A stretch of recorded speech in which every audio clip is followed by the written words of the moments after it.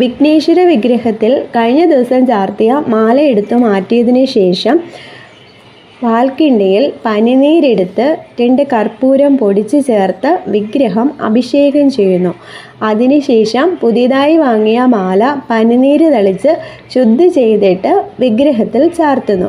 എല്ലാ വിഗ്രഹത്തിലും മാല ചാർത്തിയതിനു ശേഷം നിലവിളക്ക് തേച്ച് വൃത്തിയായി കഴുകിയെടുത്ത് തുടച്ച് കഴിയുമ്പോൾ ഭദ്രദീപം കൊളുത്താനായിട്ട് രാവിലെ ആണെങ്കിൽ ആദ്യത്തെ തിരി കിഴക്കോട്ടും രണ്ടാമത്തെ തിരി ഈശാന കോണിലോട്ടും മൂന്നാമത്തെ തിരി വടക്കോട്ടും നാലാമത്തെ തിരി പടിഞ്ഞാട്ടും അഞ്ചാമത്തെ തിരി തെക്കോട്ടും കൊളുത്തി ഭദ്രദീപം കൊളുത്തുന്നത് അവസാനിപ്പിക്കുന്നു. കൊളുത്താൻ ഉപയോഗിച്ച ദീപം അപ്പം തന്നെ അണച്ചു വയ്ക്കണം. ഭദ്രദീപം കൊളുത്തുന്നത് പ്രദക്ഷിണ രീതിയിലായിരിക്കണമെന്നാണ് ശാസ്ത്രം.